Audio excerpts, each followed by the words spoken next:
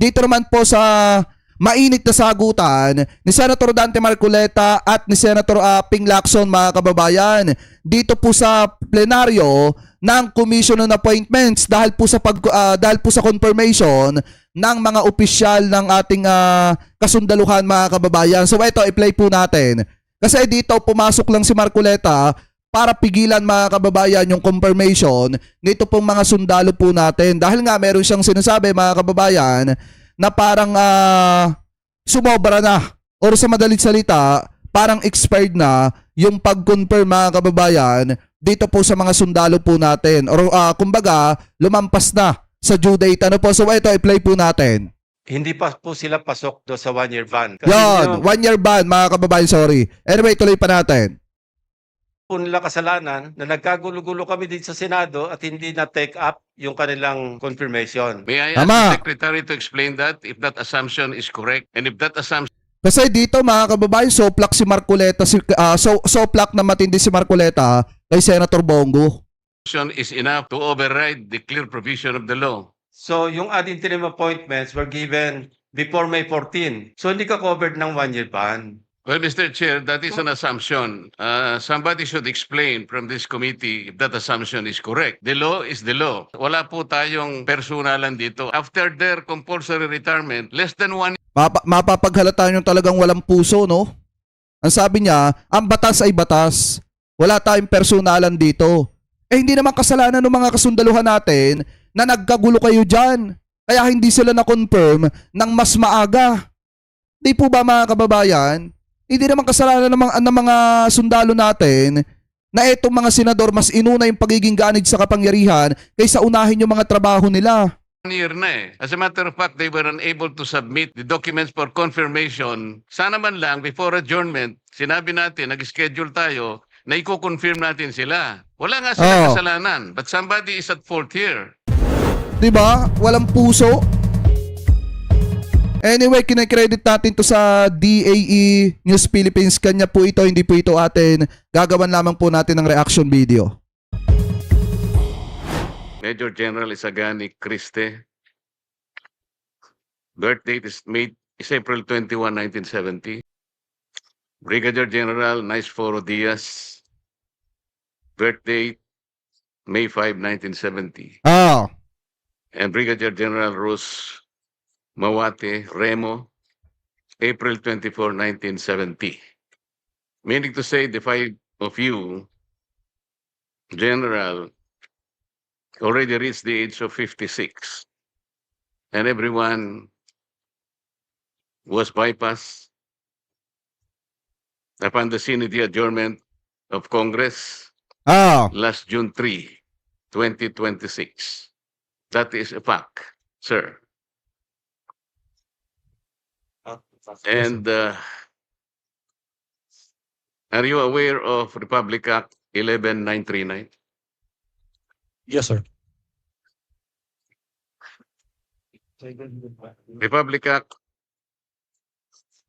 11939 amended Republic Act 11709. You're familiar of that. Do you know why I am citing this particular law, General? Yes, sir. Why? We are less than 1 year, sir.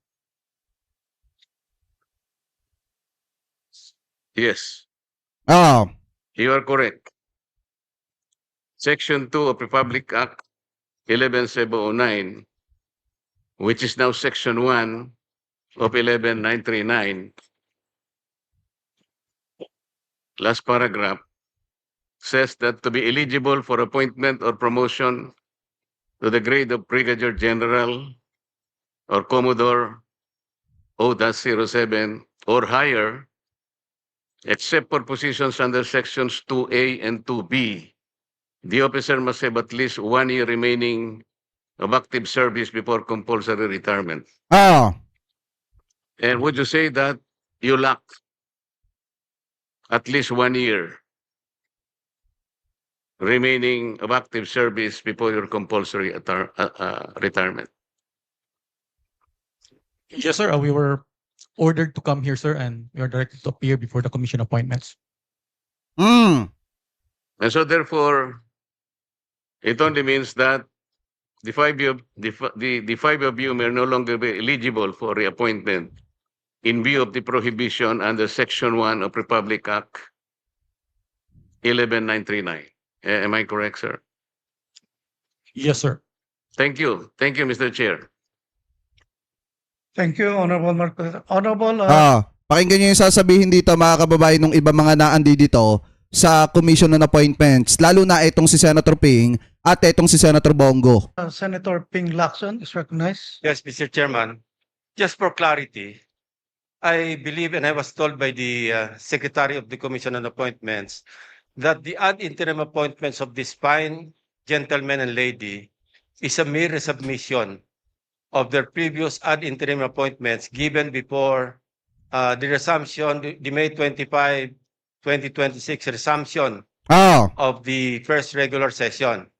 And since this is a special session, it is a continuation of the first regular session. Therefore, Tama. hindi pa po sila pasok do sa one-year ban. Kasi hindi naman po nila kasalanan na nagkagulo-gulo kami dito sa Senado at hindi na-take up yung kanilang confirmation.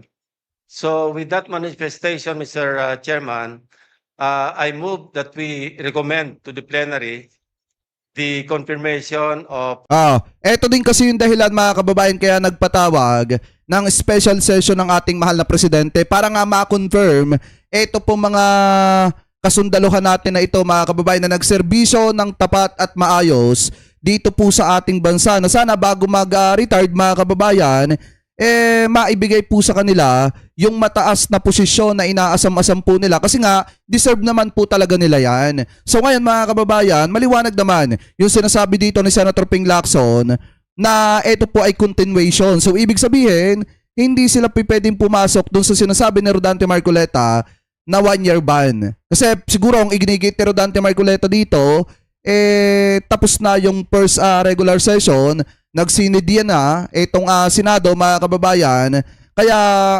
pasok itong mga sundalong ito sa one-year ban, kaya hindi na dapat i-confirm ng Commission on Appointments. Pero maliwanag naman yung sinasabi dito ni Senator Ping Lacson na ito pong special session ay continuity, o ibig sabihin pagpapatuloy mga kababayan at karapat dapat na i-confirm ito pong ating mga kasundaluhan na ito. Alam mo mga kababayan, kung ikaw ay may puso, 'di ba? Kung itong si Senator Rodante Marcoleta, may pusong tao ito, hindi siya papasok dito para harangan.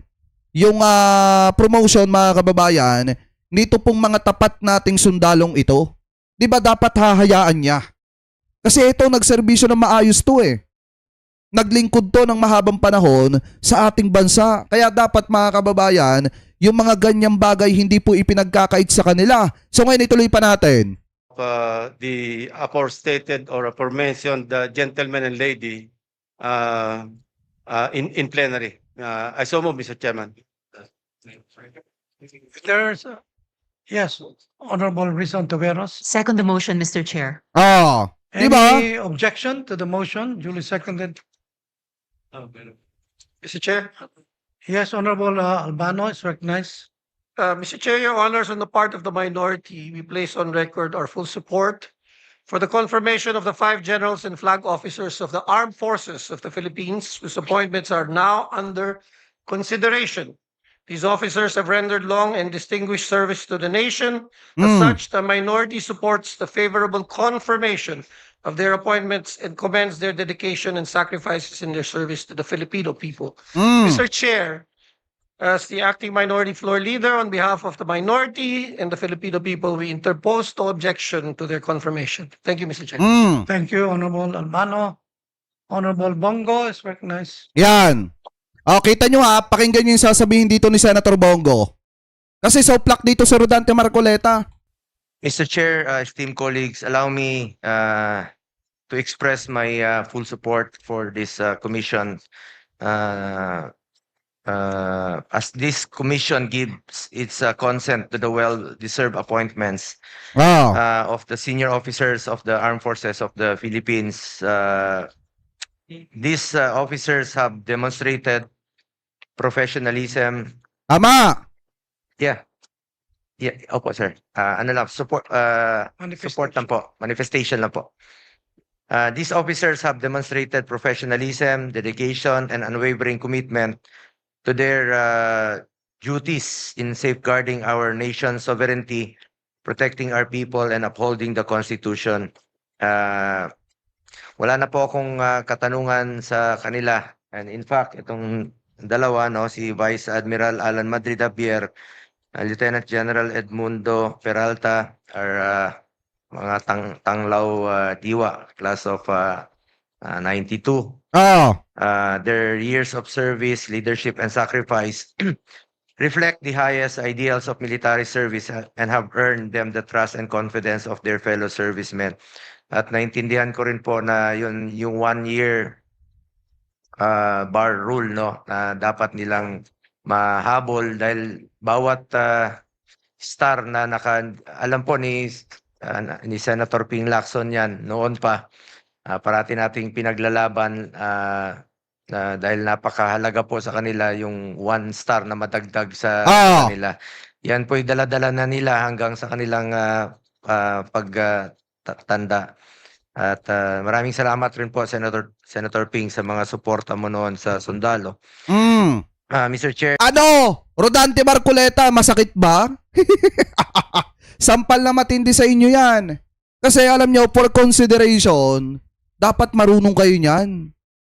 'Di ba? Dapat marunong kayo sa salitang consideration. Hindi dapat pinipigilan o hinahadlangan yung mga bagay na yan kasi yan ay kumbaga pampakonsuelo lang natin do sa mga kasundaluhan natin na nagserbisyo ng mahabang panahon dito sa ating bansa. Tapos pipigilan mo pa? Dahil sa kanilang kabayanihan at pagbibigay serbisyo sa ating bansa, gusto ko lang pong bigyang pagkilala at pagpupugay sina Vice Admiral Alan Madrid Javier, Lieutenant General Edmundo Peralta, Philippine Army, Major General Isagani Ocampo Criste, na naging PSG rin po nung panahon ni dating Pangulong Rodrigo Duterte, Brigadier General Nice Foro, no? Medrana Diaz Jr., Philippine Army, and Brigadier General Rose Mawate Remo, Women in Uniform.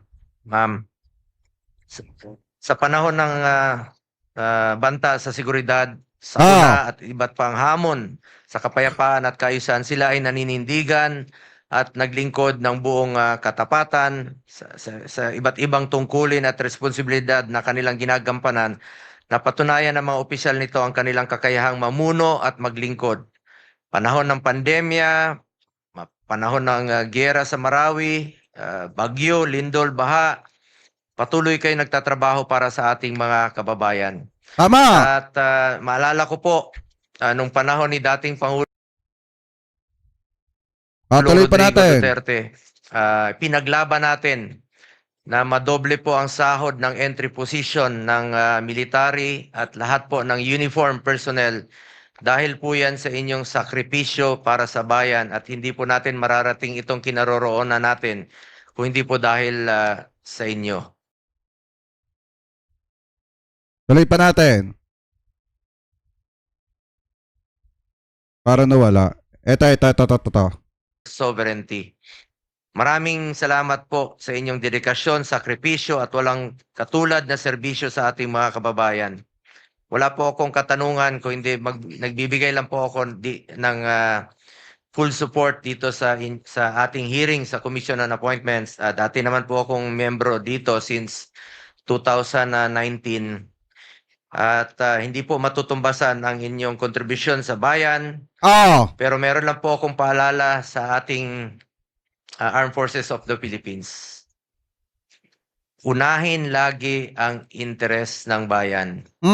Unahin po lagi ang interes ng bawat Pilipino. Mabuhay po kayo. Maraming salamat po. Thank you, Mr. Chair. Senator Bongo.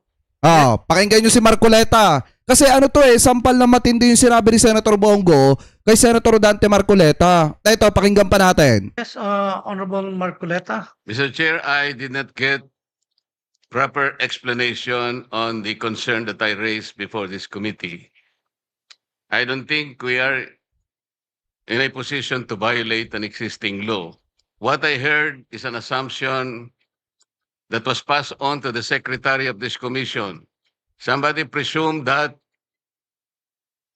the appointment made last year is supposed to be continued. May I ask the secretary to explain that if that assumption is correct? Mm. And if that assumption is enough to override the clear provision of the law? Honorable Lacson.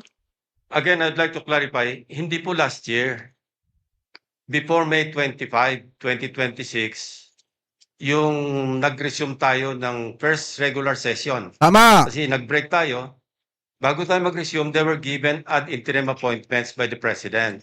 So yun po yung ina-apply natin because a special session that we are having today is a continuation of the first regular session, Mm. Mr. Chairman. So yung birthday nila fell after. Kailan ang birthday mo, General? May 14. So yung ad interim appointments were given before May 14, I suppose. So you confirm that. So hindi ka covered ng 1-year ban. That's the clarification that I manifested earlier, Mr. Chairman. How about the others? Covered sila ng hindi sila covered ng 1-year ban when they were given their ad interim appointments Before their before May 25, di ba? Tama. Kasi Tama. after May 25, resumption, nomination, at saka hindi na kayo mag-apply. But since you were given your ad interim appointments, since Congress was in recess at that time, having resumed on May 25, hindi po kayo mako-cover ng 1-year ban. That's my point. So I hope I satisfy the query posited by the Honorable Marcoleta. Thank you, Mr. Chairman. Ano?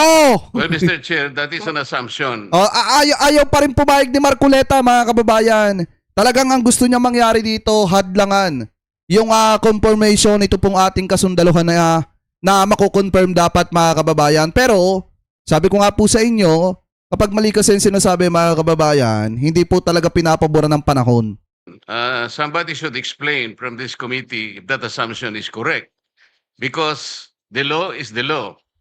They have just reached their age of 56 and they were bypassed. That is a fact. We cannot change that fact, Mr. Chair. That is the only point that I'm trying to raise here. Kasi maliwanag po yung sinasabi naming batas. Wala po tayong personalan dito. I hope that these 5 officers, gusto ko rin naman sila. Mailagay natin sa tamang ayos ng kanilang confirmation. But there is a hurdle here. Ilang ang problema rito, Mr. Chair, kasi maliwanag po yung sinasabi ng batas. Lumilitaw, after their compulsory retirement, less than 1 year na eh. As a matter of fact, they were unable to submit the documents for confirmation only, siguro... Grabe talaga to si Rodante Marcoleta, no?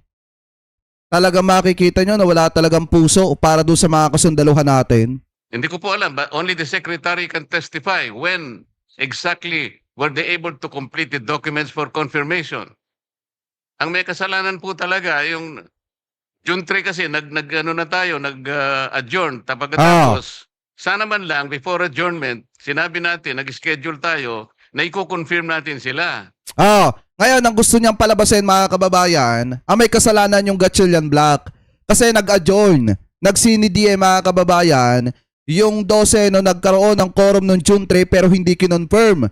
Ito pong ating mga sundalo, mga kababayan, na mapopromote sa kanila mga posisyon. So ngayon, ang point dito kasi, ang gusto kasing palabasin ni Rodante Marcoleta dito, magalit yung mga kasundaluhan natin doon po sa Gatchalian Black. Dahil po dito, mga kababayan, sa isinusulong niya na ito, na mga salita na kung saan ang gusto niyang palabasin na may kasalanan ay yung Gatchalian Black noong June 3. Kasi nga nagsinid nag-adjourn nang hindi daw po kino-confirm etong ating mga kasundaluhan na ito. Anyway, ituloy pa natin. Wala nga silang kasalanan, but somebody is at fault here. And then we have now a problem with the law. We cannot just simply say na we assume that they are not covered by 1-year ban. No. The law is very clear, Mr. Chair. Salamat po. I'd like to make a manifestation, Honorable Marcy Teodoro. Yan. Mr. Chairman, Yari ito kay Chudoro mga kababayan. Tsaka kay Tito Sen. point of information, bago po ako rito pero meron po tayong kaso Matibag versus Benipayo, GR number 149036 of 2002. This has something to do and defining what is a bypass appointment. As pointed out earlier by Senator Lacson, that this is basically a continuation of the previous session. Ah, Hence, the appointment was not technically bypass as defined under the said doctrine under Batibag versus Benipayo. Point of information, Mr. Presiding, Mr. Chairman, this may help or guide the committee in its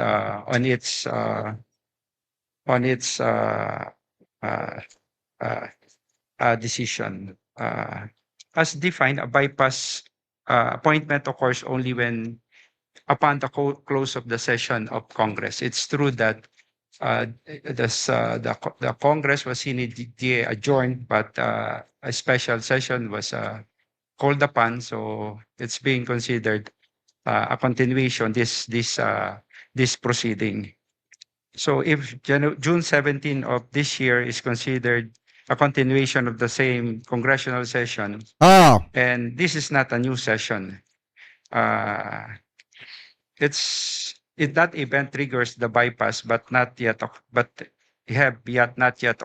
Therefore, the appointment remain pending and subject. Kasi yan din talaga yung dahilan mga kababayan kaya nagpatawag ng special session ang ating mahal na presidente para ma-confirm etong ating mga sundalo. Kasi kawawa naman talaga kung hindi po mako-confirm etong mga ito. Kaya para sa akin mga kababayan, tama lang din yung sinabi ni Senator Ping na ito po ay continuity ng tawag dito ng sesyon mga kababayan. Kaya hindi po pwedeng sabihin ni Senator Dante Marcoleta na kesyo sakop na daw ng 1-year ban, etc. para palabasin na mali yung ginawa nung 12 nung June 3, maliwanag naman mga kababayan na talagang etong 5 sundalo ay dapat po ma-confirms. Di po ba? Biruin nyo, sinusunod ni Marcoleta yung batas, pero siya din naman yung lumalabag sa batas. So paano tayo maniniwala kay Senator Dante Marcoleta? So ngayon ituloy pa natin. To the CA action. This is my humble observation and opinion on the matter, Mr. Chair, that the appointments remain pending and subject to. O yan o, kita nyo, harapan pa silang magkagilid lang silang dalawa ni Rodante Marcoleta pero talagang soplak siya ng matindi dito. CA Kasi yung binabasa dito, jurisprudence yan mga kababayan. Pakitama na lamang po ko kung ako po ay mali. action. Thank you, Honorable Teodoro. Yes, Honorable Marcoleta. Mr. Chair, I think we should clearly clarify that this plenary session is not a continuation of the last session. This plenary session is not a continuation of the last session, simply because this is a clearly separate proceeding, given that Congress adjourned sine die on June 3. This is very clear. We should not explain it any further. And Matibag versus Benipayo was quoted, Mr. Chair. In this case, Mr. Chair, an ad interim appointment can be terminated for 2 causes specified in the Constitution. Article 7, Section 16, Paragraph 2. Ang sabi doon, The first cause is the disapproval of his ad interim appointment by the CA. The second one is the adjournment of Congress without the CA acting on his appointment. Mm. Ito yung Matibag versus Banipayo. Mr. Chair, may I manifest that I have nothing against the 5 officers subject of today's confirmation. I think we have to thank them for their gallantry and service to our nation. I'm just trying to make a point here. But I am not objecting because we need to know and we need to articulate what is the law. That must be the concern of this proceeding, Mr. Chair. Ah. Sana wala na yung assumption kasi na sinasabi pa nila kanina that there is a continuation. This is not. Ano ba yung sinasabi mga kababayan na tabasahin natin? Ano ba yung sinasabi dito sa Matibag versus Binipayo? G.R. number 149036, April 2, 2002. Ito mga kababayan, sa cellphone ko na lang isinerch. Sabi dito mga kababayan, noong 2001, nagtalaga si Pangulo Gloria Macapagal Arroyo ng mga bagong opisyal sa COMELEC, kabilang si Alfredo L. Binipayo bilang chairman gamit ang ad interim appointments. Ipinaglaban ni Matibag na hindi dapat ginagamit ang ad interim appointment sa COMELEC dahil ito ay pansamantala lamang at labag sa konstitusyon na nagsasabing dapat permanente ang mga itinatalaga dito. Sinabi rin niya na labag sa batas ang muling pagtatalaga o reappointment sa kanila. Kasi yung mangyayari po kasi mga kababayan, dito po sa ating mga kasundaluhan, parang reappointment po mga kababayan. Ano po? Dahil nga, ipinipilit na Rodante Marcoleta yung 1-year ban. So ngayon ituloy pa natin. Sabi pa dito mga kababayan, mga isyo, balido ba ang paggamit ng ad interim appointment sa mga miyembro ng COMELEC? Bawal ba ang pag-renew o muling pagbibigay ng ganitong uri ng appointment? Ito daw po yung pasya mga kababayan ng korte. Nanalo ang mga nasasakdal, etong si Binipayo, etc. Ipinaglaban ng Korte Suprema na valid o legal ang mga ad interim appointments. Ang ad interim appointment ay permanente. Ipinapaliwanag ng korte na ang ad interim appointment ay hindi pansamantala. Ito ay itinuturing na permanenteng appointment na agad na nagsisilbing bisa. Sabi pa dito mga kababayan, ang tanging kondisyon lamang nito ay kailangan itong aprubahan ng Commission on Appointments o etong CA kapag ka nagpulong na ang Kongreso hanggat hindi pa ito itinatalaga ng CA o hanggat hindi pa ito nag-a-adjourn ang Kongreso, nananatili itong may bisa mga kababayan. Sabi pa dito, dahil dito hindi ito labag sa konstitusyon na nag-aantas na dapat permanente ang mga opisyal ng COMELEC. Walang violation o prohibition on reappointment mga kababayan. Sabi pa dito mga kababayan, eto pa daw, aral ng kaso. Ang kasong ito ay mahalaga dahil malinaw na ang ad interim appointment ay may bisa at permanente at pwede itong gamitin sa pagtatalaga sa mga constitutional commission tulad ng COMELEC. Hindi ito itinuturing na temporary na posisyon kahit na hinihintay pa lamang ang kumpirmasyon ng Kongreso. Ngayon kung titingnan nyo, di ba sinasabi ni Senator Ping Lacson na continuity itong special session na ipinatawag ng Presidente. So ibig sabihin mga kababayan, pasok pa rin talaga na dapat pag-usapan itong confirmation nito pong ating mga kasundaluhan at dapat talagang ma-confirm sila. Ano po, so ngayon ituloy pa natin. Alam natin lahat yun eh. Because we're misleading our members for doing that, Mr. Chair. Ang importante na lang dito, kung wala namang mag-object sa kanila, I'm just pointing it for the record that there is a law that must be respected in connection with this, Mr. Chair. Thank you. Thank you, Honorable Marcoleta. Considering that earlier there was a motion of Yes, Honorable, go ahead, Mr. Chairman. I was just going to yes, manifest considering that this is the manifestations of the gentleman are actually debatable because the commission on appointments is a different in constitutional body than Congress itself kung tutuusin. Tama. Debatable yun.